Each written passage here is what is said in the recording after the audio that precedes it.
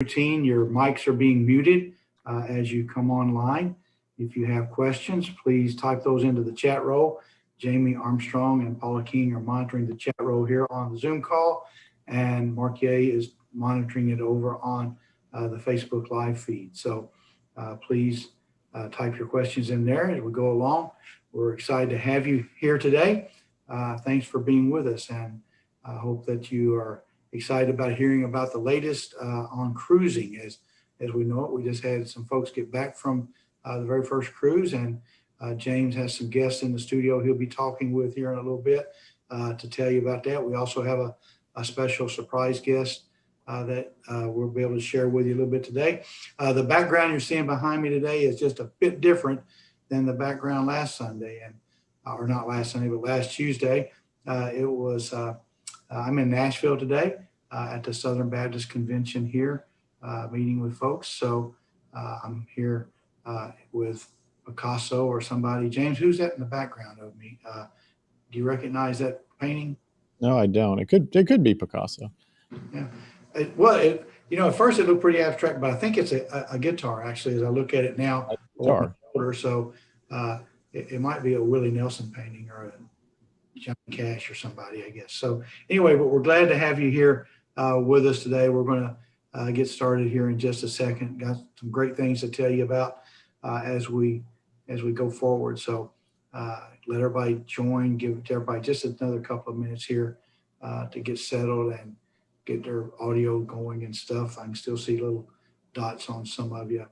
So really excited that you're able to be with us today as everybody joins in and comes on board. So. Okay, let's go ahead and get started.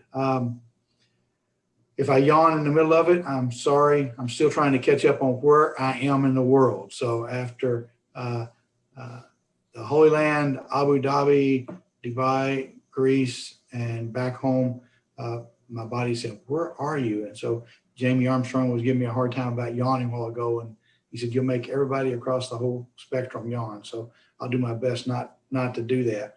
I want to talk to you a little bit about our FAMs because we didn't do that last week because we were there in the Holy Land, but I want to tell you a little bit about those, remind you of those. We have our Italy FAM coming up. That's on August the 2nd. So you can see it there on your screen right now. Great price on that, 7 days starting at $2,098 from New York.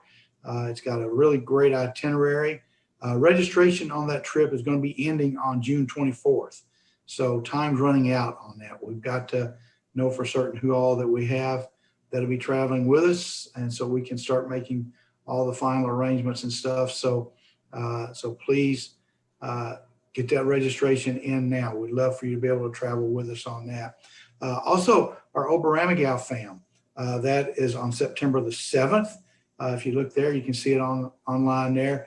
That's going to be a wonderful opportunity to get over, see the area, the Passion Play, get oriented to that, come back and tell your people about, we've just been through a pandemic. These folks were through the pandemic. This is the way they responded, and give you a chance to be able to be a part of that. So I'd encourage you to go ahead and do that. We're going to close registration on that on July the 23rd. So a little bit over a month from now, we'll be closing the registration on that. So we've got a good group of people already planning to travel on that. We'd love to get a few more of you to be able to go with us on that. Then we have a new familiarization trip. I keep saying FAM, but for those of you unused to that language, it's familiarization trip that we have in Greece. Look at that, by 1798, 8 days, start out in the north at Thessaloniki and come all the way back down to Corinth. And so it's going to be a great trip for people to get oriented to that, the journeys of Paul, see some marvelous sights. So hope that you'll be able to join us on that, take advantage of that trip too. So registration for that will be going for quite a bit longer now. So just be aware of that. Think about it. Sign up. Let's go. Now we have 2 new Holy Land familiarization trips scheduled. We had to cancel the one that was supposed to have happened this month because of the fact that we couldn't get everything together with all the regulations and stuff being developed. And so it just took us a little bit longer for the folks in the government in Israel there to get things lined out. So we have rescheduled them. We have one that is September the 3rd. So it's a great trip, 1698.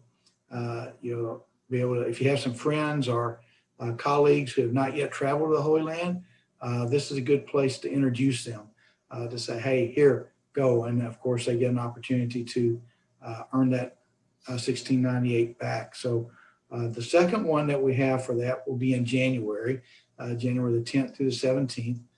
So put those two down on the calendar, share with your friends and colleagues who are clergy to encourage them to sign up and go with us on one of those two trips for that. We just got back. Of course, hope you got to see the webinar last week. If you didn't, it's online. I would encourage you to go to EO Updates and check that out because great trip there, lots of good information. Of course, James will possibly be able to update us on some of that things are changing a little bit with that regularly. They're now flashing up the Greek Isle Fam that we have.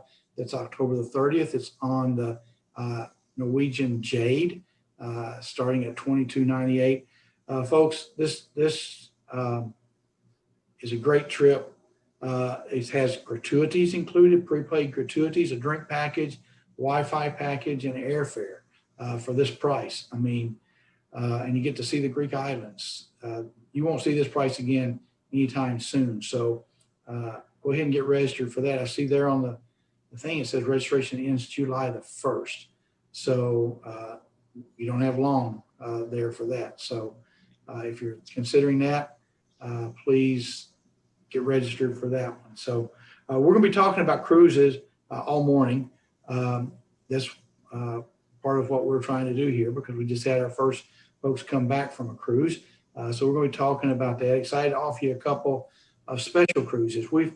We have been traveling across the country, several of us have, and talking with pastors and church staffs, and folks are just exhausted, worn out after 15 months of attempting to lead during an ever-changing landscape and trying to figure out how to be the church when you couldn't be the church the way we've always done it. People are just kind of drained. So we wanted to offer a couple of special trips to let you simply get away. So here's what we've got for you. It's 2 pastor retreat cruises. It's aboard the Adventure of the Seas. It's cruising out of Nassau, July 27th and August the 7th. Registration ends on July the 7th for both of these trips. So please look at those online that be coming up for you so that you can see how to get that information and begin to register for those. So really excited about those. We got some more trips that we'll be talking about a little bit later. But first, I'm going to give it over to James so he can talk with our special guest. So James, it's kind of a different backdrop for us today, but wow, what a trip that we just got back from. It certainly is, Tom. At least they can't throw us off the ledge this week. Anyway, welcome everyone. And before we talk to our special cruising guests that are here in studio with me, wanted to thank the staff and the team that traveled with Tom and I to the Holy Land last week. And as promised, more of Drexel and Tom's interviews are available on eoupdate.com. We also mentioned last week in passing that we met with the mayor of Bethlehem, Anton Salman, and certainly wanted to show you a photo of that opportunity there, and had very, very constructive meeting for about an hour. And negotiations are actively underway to open Bethlehem to tourists very soon, as that is certainly lifeblood of that area and so important to the Christian pilgrimage in the Holy Land. Also joining us today from Jerusalem is Reverend Chris Porter. I see Chris there on the screen. He is leading our second pilot group in the Holy Land. Thanks, Chris, for joining us today. Thanks, James. Thanks for having me on. And I'm not actually a reverend, so nobody gets any ideas, but I am glad to be here. Good.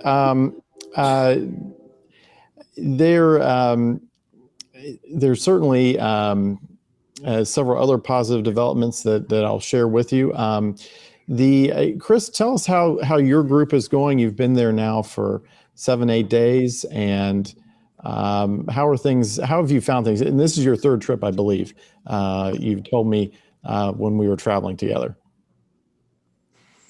So the trip has gone really well. It's been a vastly different experience than other trips I've gone on here, in that we are usually the only tourists on the sites. So there has been no lines. We've been pretty much the only people there, which is good for us, but bad for Israel's economy.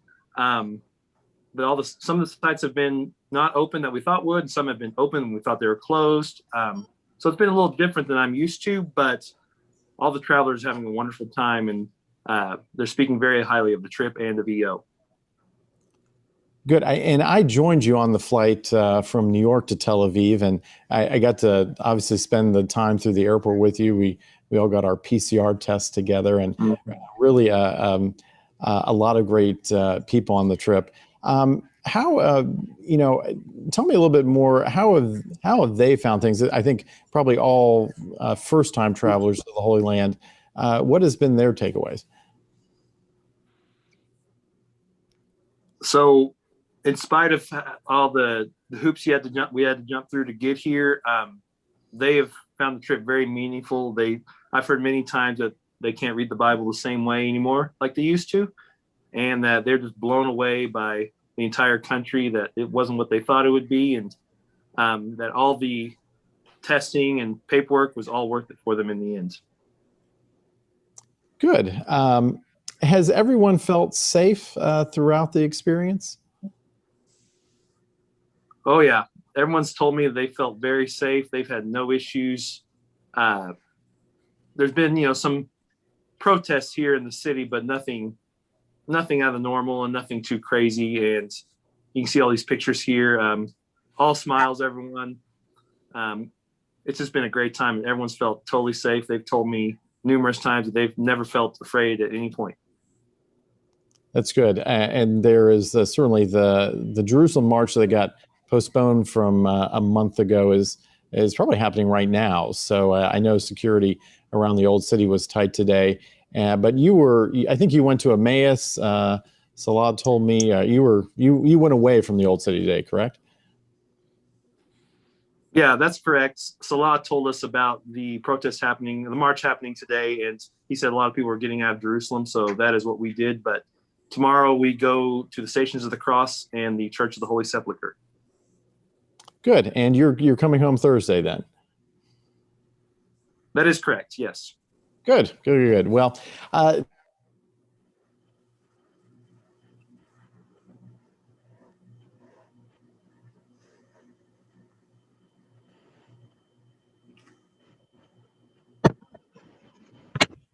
Okay, it looks like James froze there.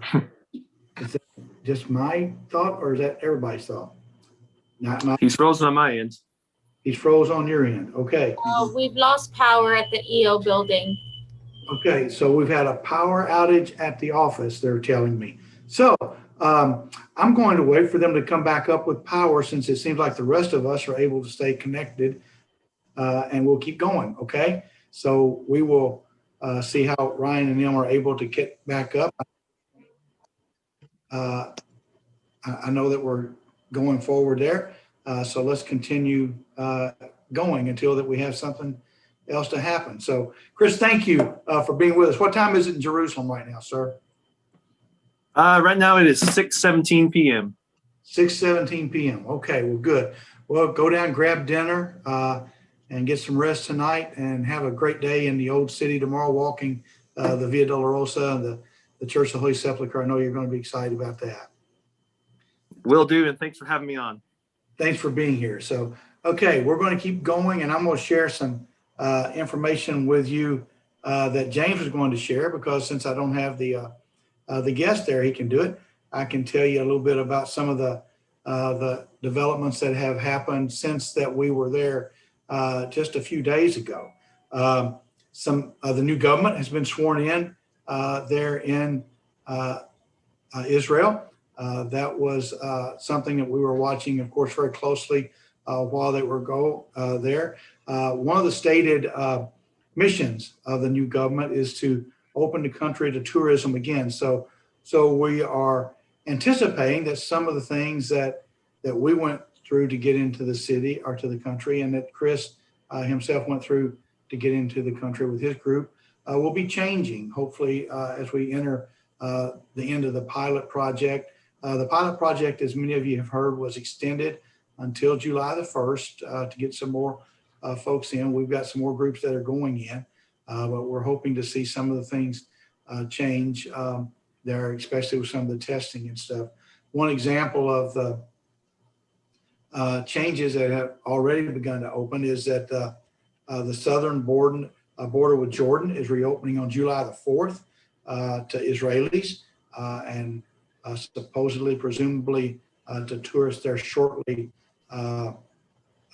thereafter. So that's a good thing that we're excited about. So the Arava border will reopen on the 4th of July also for only fully vaccinated tourists. So be aware of that as you're planning and looking forward. So that's good news. So things are starting to open up there.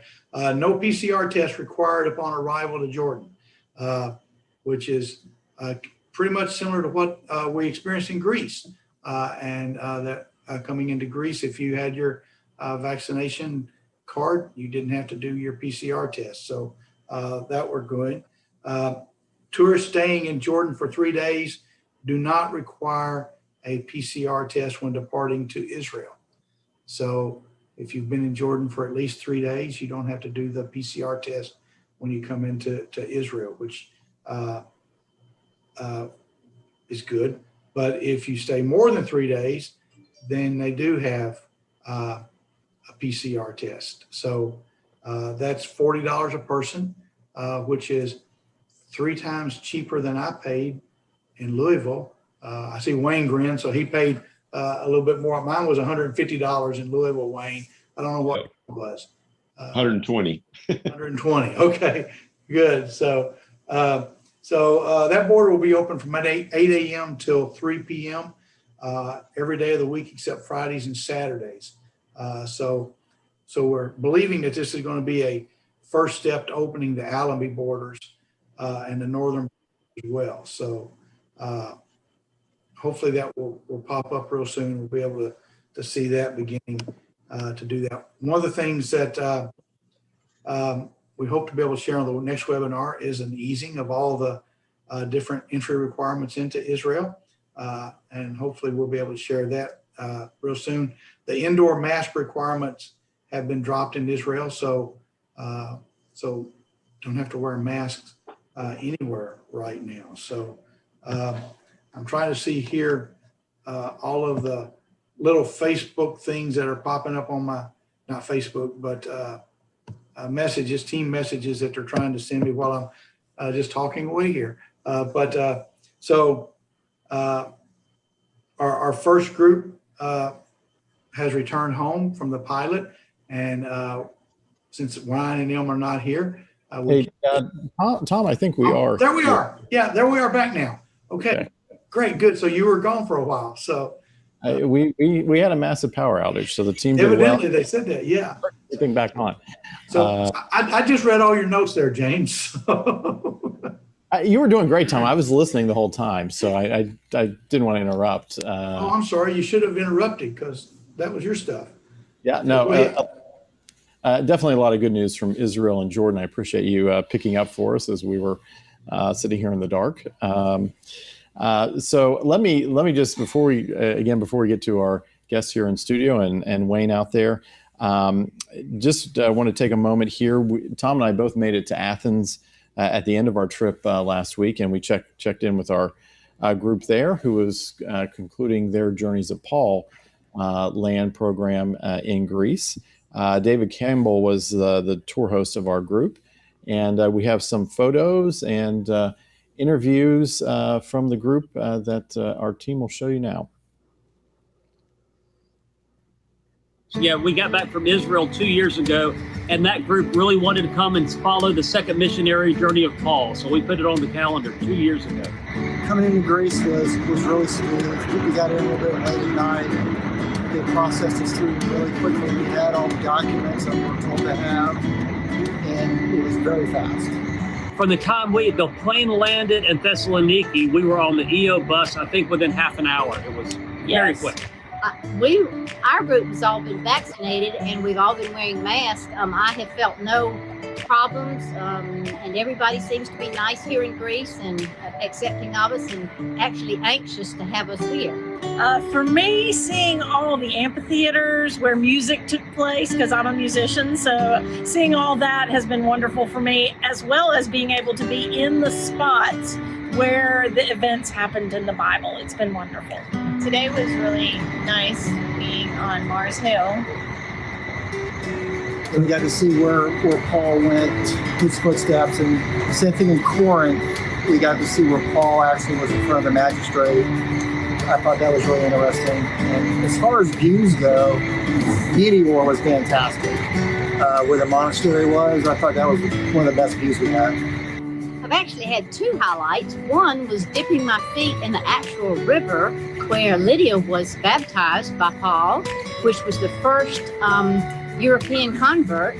And the other was standing on the bema in Philippi where Paul was in front of the magistrates, and seeing the other sites that have been in Acts. I've been teaching Acts in Sunday school, and seeing the sites that I've been talking about brings it all just to life, makes a big difference. Oh yes, it's the best time to come because there's not many other travelers, but it's very safe. We felt very safe.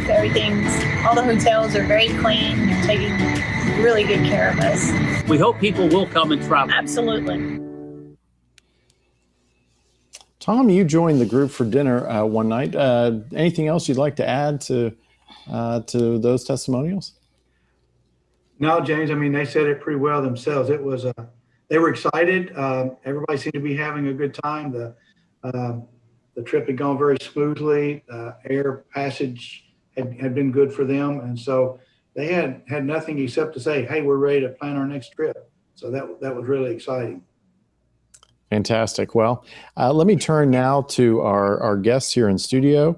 We're joined by Amy Kroslak, our cruise operations director. Last time you were here. I had an ocean view last time. Yeah, you were last week. You're there in front of the ocean. Yeah. Last time you were here in studio with us, you talked to us about EO Leisure. Correct. So Amy wears multiple hats in the organization, as what I wanted to say there. And to her right is Bishop Bob Fannin. Bishop Fannon's been a guest speaker, and more importantly, he's the chairman of our not-for-profit board, Educational Opportunities, Inc., and manages all of our scholarship funds that we give to clergy and to ordinands. So performs a vital role here and been a great friend of the organization over many decades now. So Bishop, Thank you. glad you could join us. And then online we have Pastor Wayne Grothman from Panama City, Florida. I think Wayne's joining us from Panama City there. At Highland Park Church there in Panama City. And I was just up in Panama City with Wayne, and really a phenomenal church. I had a chance to visit him there on the campus. And Wayne, we appreciate you joining us today. Great to be here. Good. Well, everyone, you made it on the first cruise out of North America, and I see you came back as well.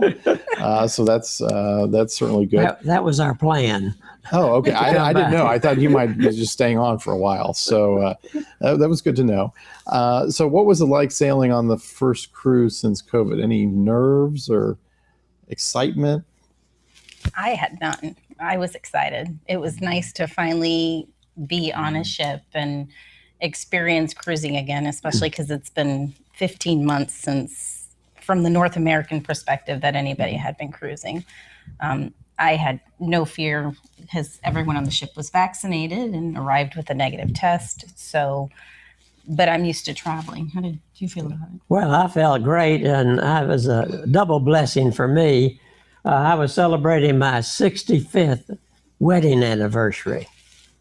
That's a long time. That's a long time. So that was exciting. That was falls exciting. in the exciting category. But the process to go on the cruise was very thorough. Testing and all of that. I felt completely at ease. I did not have any fears. The only problem I'm having is I'm hungry at 6 o'clock every day since I returned. The restaurant's open on the ship, but it's not open at the Fannin House. Strange how that works. But it was a great cruise. Good. There was almost one crew member to every one of the passengers, and you never had to wait on the elevator. Yeah. So we were double blessed. Right. Wayne, tell us, they didn't mention which ship you were on. So tell us what ship you were on and give us your thoughts. Yeah, we were on the Celebrity Millennia, and it was just a great trip. We had a little hiccup trying to get there, but once there, everything from boarding to everything on the ship, food was great.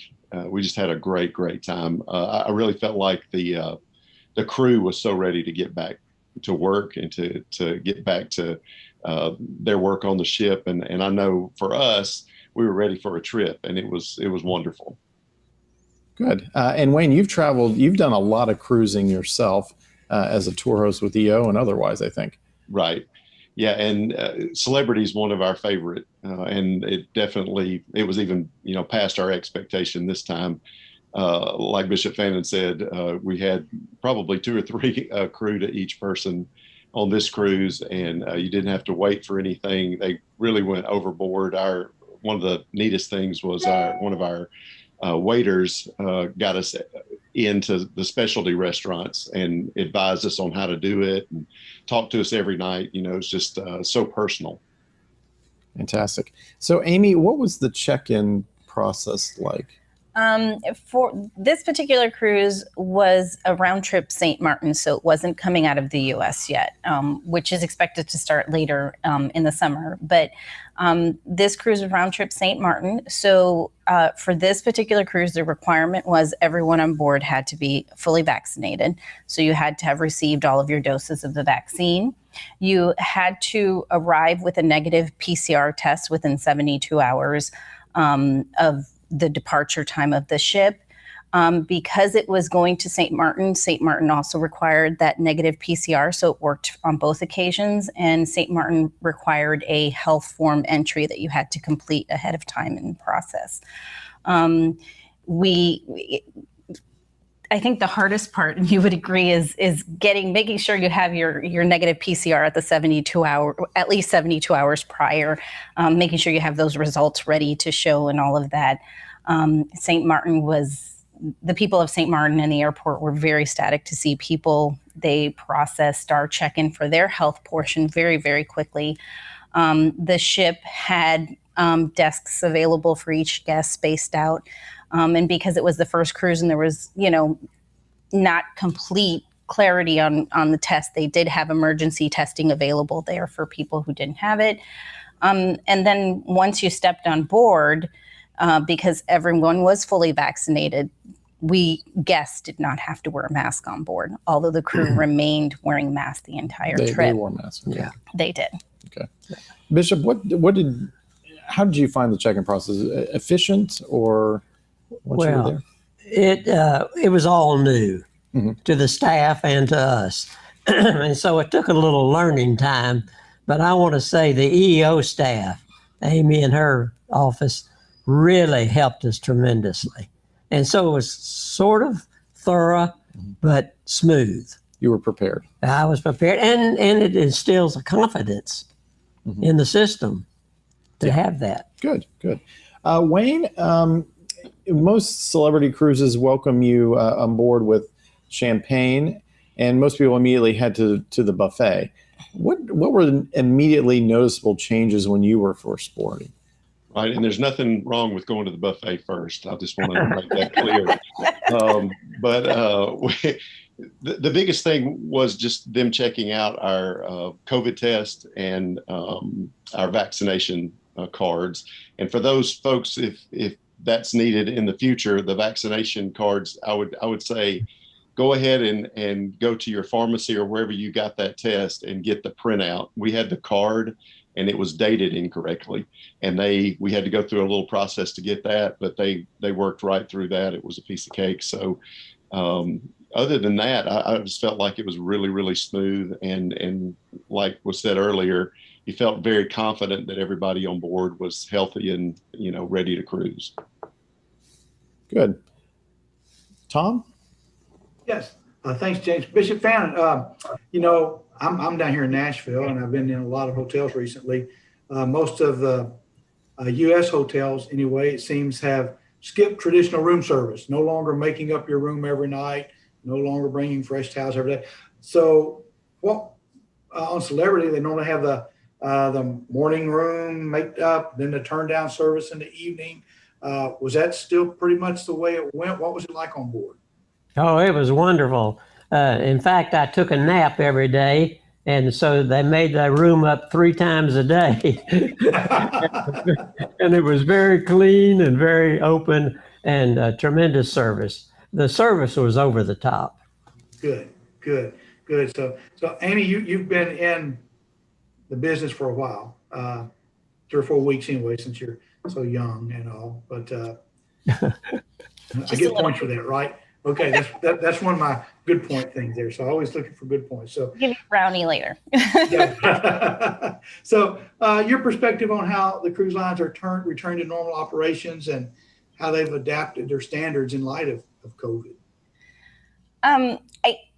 The cruise lines have always been really great about, making sure the ships are cleaned, and you're always, seeing people vacuuming, wiping down, things of that sort. I think some of the biggest changes was in the buffet, you no longer self-serve. It's more of, I think if someone described it as cafeteria style.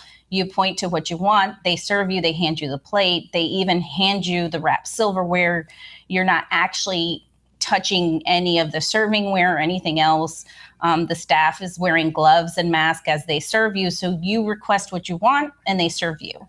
The only downfall to that is if you want a small portion, it's a little difficult. They treat you like you're eating at the buffet and give you big portions and expect you to eat it. The drink station is the only thing that's still self-service, but it does clearly state that you're not to get any refills. And there is a person that was stationed at the self-service who was wiping it down every, 10, 15 minutes. But as far as the cruising experience of the staff, the service, room service, all of that continued the same. It was exactly the same with a few adjustments. That's right. So for all 3 of you, I mean, you said that the crew were all still wearing masks, but the passengers were not, correct? That's correct. Right. Yeah. So how did you feel that affected, or did you really even notice it? Well, it was nice not to wear the mask. Yeah. We did do, I did do a shore excursion that was in the bubble. So while you were on the shore excursion for that particular excursion, they asked you to wear a mask. So, that's pretty normal as well, but it was a nice experience. There were a handful of people who did choose to wear it throughout their cruise, but it was nice to have the option to choose to wear it. It was very reassuring that the staff wore masks because they were in direct contact with the food and service. And it's just another cautious move by Celebrity. Wayne, did you notice anything about it? No, it felt very normal. Of course, we're sort of used to seeing masks now, so yeah. It felt great that I didn't have to wear a mask. So we loved that, especially like at night in the dining room and the specialty restaurants. You just felt really good about how they handled all that, and it felt, again, they made it as normal as they could make it. Great. So Bishop Fannin, how did you feel about Celebrity's preparation for the cruise? Were you encouraged by that? Oh, very much so.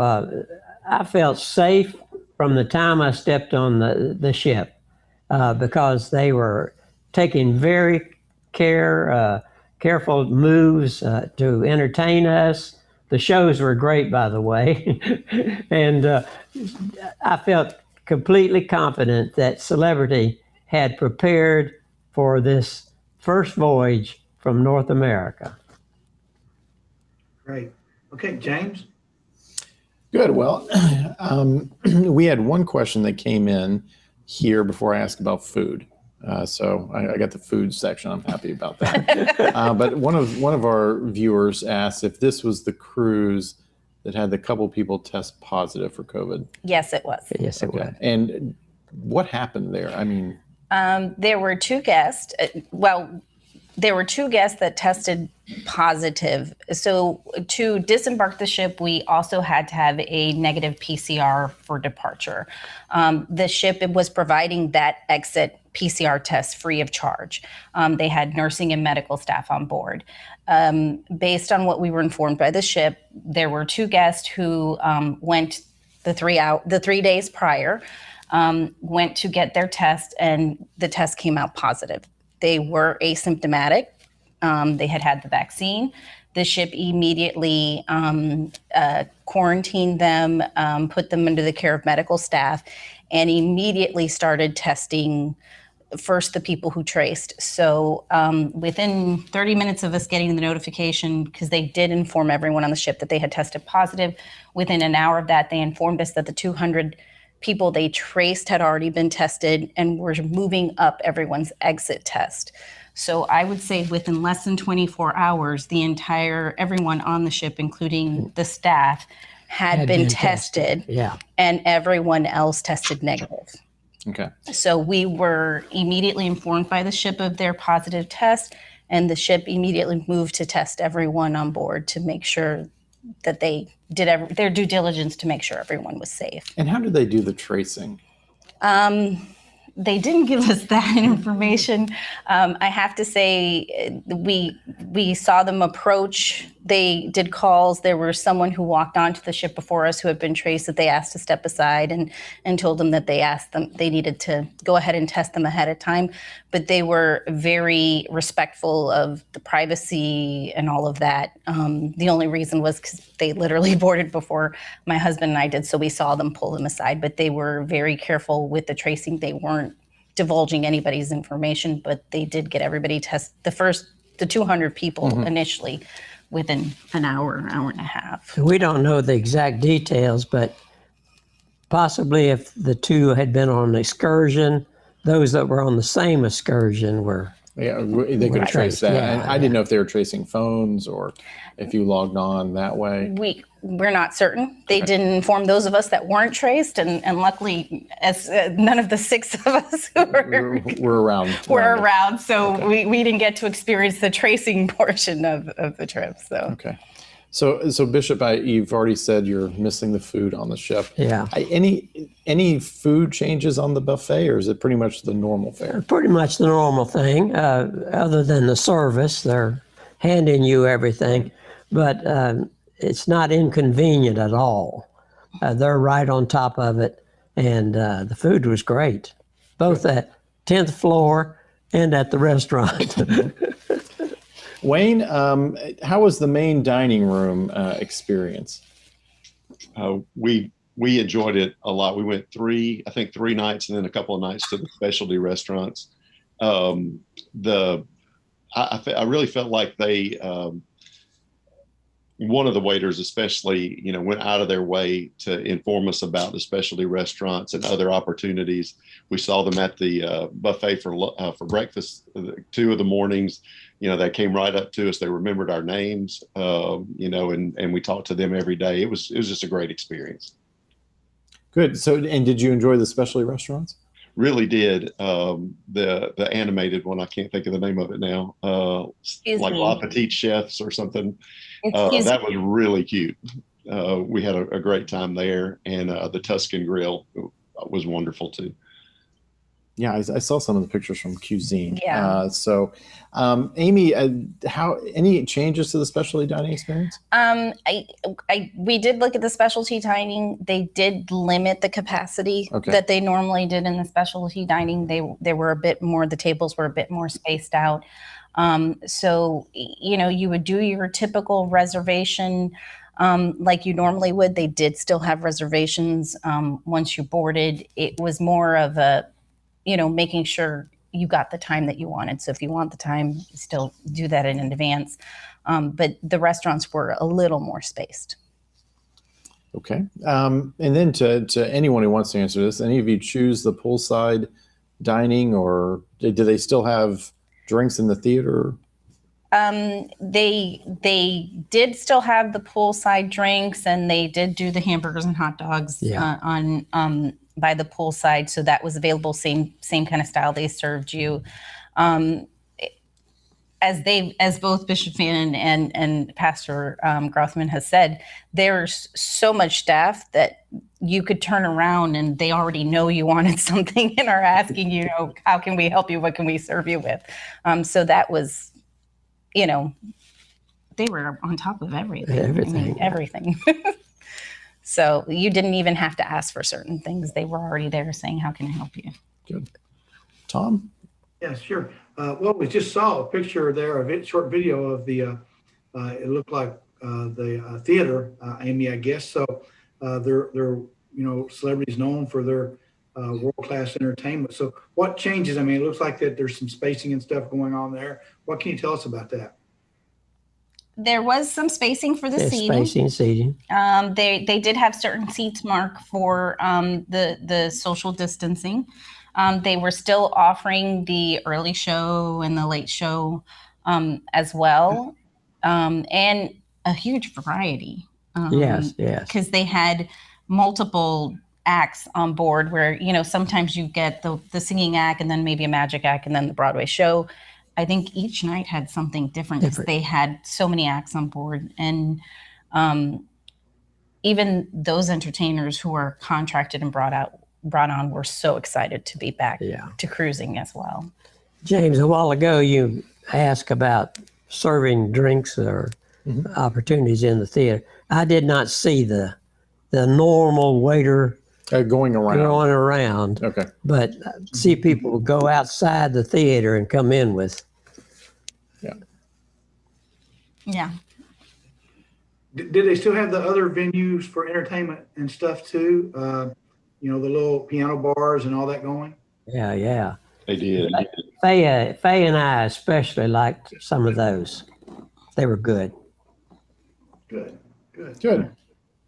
Let me wrap up here with a couple of questions. Amy, you mentioned shore excursions, and you did one that was in the bubble. I'm not sure everybody knows what that means. We actually got to experience one in the bubble, and I'll explain that. And then we got to experience one outside of the bubble. In the bubble was where? In Barbados. In Barbados. So as part of the return to cruising and all of the work that the cruise lines have done, they've evaluated the ports and how they've handled their COVID regulations and where they stand on their numbers and things of that sort. So for this particular cruise, the cruise line determined that Barbados would be what they call in the bubble. So that meant that for the stop in Barbados, unless you had purchased or were going on a ship predetermined shore excursion, you were not allowed to disembark. Okay. So once you were on that shore excursion, then there were certain rules and regulations while on that shore excursion. It required that you not interact with anybody other than those people on your bus. Even if there's another tour group from the ship, you're to have no interaction with anybody but those people on your bus. For that shore excursion and that stop, we were asked to wear our mask the entire time. We did sites where they timed the site, so we were the only people at the site in that moment. We were only allowed to use designated stops for a restroom or shops or to buy a drink from a designated place, and we were asked not to interact with anyone other than that, to remain that bubble scenario. Then our other stops of Aruba and Curacao were not in the bubble stops. So you were allowed to either do a shore excursion or to walk off the ship and do your normal stop however you wanted. In Aruba, we just got off, walked around. The regulation there asked you to wear a mask when indoors and things of that sort. And then in Curacao, we did a shore excursion, which they still gave us the please be careful with how you interact with everyone, but you weren't in the bubble, so you were able to interact and talk or go into shops and things of that sort. Again, you're still asked to wear a mask when you go indoors and things of that sort as well. Okay. Wayne, Bishop, any of you take shore excursions or get off the ship? No, Faye and I like to walk. Mhm. And so we walked a lot. And it must be close to noon because my stomach is saying I'm hungry again. even though I've had a good meal, breakfast, it must be noon. But it was wonderful. And Carousel especially, it was shopping opportunities and a view. So in Aruba and Curacao, you walked off and just walked 3 to 5 miles. Okay. I know I see you walking around our neighborhoods regularly. Wayne, anything you'd add to the shore excursions? We didn't actually take a shore excursion. We walked around as well, but took advantage of a couple of restaurants while we were over and felt really comfortable in those. So it was a good time. Good. So Amy, what should our tour hosts know about cruises and how they might change if they've sailed with us before? Right now, the largest changes is making sure you're aware of what you need to have before you travel. So if the cruise lines, as we continue to travel, are requiring the vaccination card or requiring, health medical forms and all of this, it's important that you pay attention to the communications coming and you're aware of the timelines of when things need to be submitted or that you have them ready, whatever the case may be. As I said, the cruise line was very accommodating and trying to help and make sure you had all your paperwork. One of the things that we didn't mention during the check-in process is they did take digital proof of both our passports, front and back of our vaccination, front and back of your PCR test. So they are collecting all of that information. So the largest thing is to make sure that you're aware of what needs to go with you and your timelines to make sure that your 72 hours are correct and things of that form. Okay. Wayne, you're currently booked to take your group on the Lands of the Bible cruise in 2022. How has this sailing this past week made you look forward to the upcoming cruise, and what are you going to tell your travelers? Yeah, we actually have our first meeting this coming Sunday, and I've got about 70 folks interested, so hopefully we'll take somewhere in that vicinity. Prior to being able to go on this, I was kind of worried about, how all that would work. And like Amy said, to make sure that you have all your paperwork in your hand, when you're ready to go. For instance, I mentioned about the cards being incorrectly dated. And we looked at it a lot, but we just missed it. And so they caught it at American Airlines in Miami. And so just to be sure that you really have, all your ducks in a row before you leave. But as far as the cruise and even the airline, it was different, but it wasn't difficult. Good. For the three of you, I'm going to ask Amy one last question here. But for the three of you, any other thoughts that you want everyone to know today about the cruise? I'm also working with Amy on Lands of the Bible cruise in 22. And this just reassured me that it's time. Someday is today, as Celebrity said, someday is today. We're ready. Good. If Amy, to finish here, obviously cruising is restarting. You're in charge of the cruise department. So if someone's like, gee, I really want to go to Alaska and I see it's restarting in September or probably earlier than that, but let's say I want to go in September, what should they do? How do they contact us, and how's that going to work here for the rest of 21? For the rest of 21, because there's been such a shift, not knowing what was and wasn't traveling, but the cruise lines are opening up. We are still here to help anybody plan that journey of a lifetime and to take that cruise. So if they find they want to do it, they can reach out to either the cruise department or the leisure department, and we'll work through with them to get them situated on the cruise that they want to do this year. We have the deployment out for 2022 with our Lands of the Bible and Journeys of Paul, and we're starting the work on 2023. So we're here to help get back to travel and back to those experiences. Absolutely. Fantastic. And briefly, what can you tell us about river cruising? River cruising is, Europe is starting to open up, is expected to open up more in July. The river cruises expect to begin probably starting with the Douro in Spain and Portugal in July, and then kind of spreading across the European continent to start cruising. So the river cruises for late summer and fall, and like the Christmas markets, which I think Tom is doing, are expected to travel. We are still taking registrations, and they're telling us they're moving forward starting July, similar to what the traditional cruising industry is doing as well. They're looking to begin in July as well. Great. Well, thank you everyone for joining us today. And Tom, I'll turn it back to you.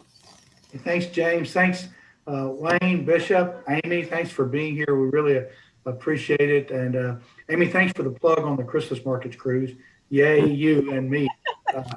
That's been on my bucket list for a while. I'm really excited about that, and had some folks register last night actually. So we have more people doing that all the time. So it's going to be a great trip. But we got a lot of great ones before then, and excited to see that the cruising is opening back up. We mentioned at the top of the webinar there, if you remember, the cruise on the Jade. It's in October the 30th. So don't forget that one. That's a great trip. That's just so many different things there with the prepaid gratuities, the Wi-Fi package, and all. Then we've got the two pastor retreat cruises in July and August that we want you to take advantage of. So please pay attention to those and get registered as soon as you can. I know that they're live on the website now, so I encourage people to look at that. And in fact, I plan personally to be on that July 27th cruise with our pastors. So looking forward to that. So thanks again, everyone. We really appreciate it. Continue to check our Facebook posts regularly, our eoupdate.com. We get the latest information there from what's happening. That we'll be informed, because as James keeps mentioning, things are changing every day now. So we keep looking for new updates, and we would love to be able to give you firm, this is it, and concrete, and move on. But no, so excitingly, they keep giving us new updates, new things going each and every day. So continue to check back regularly there. We'll be back with you on another webinar here very soon, probably in a couple of weeks. But until then, go in peace. God bless, and we'll see you all very soon. Thanks, everyone. Bye.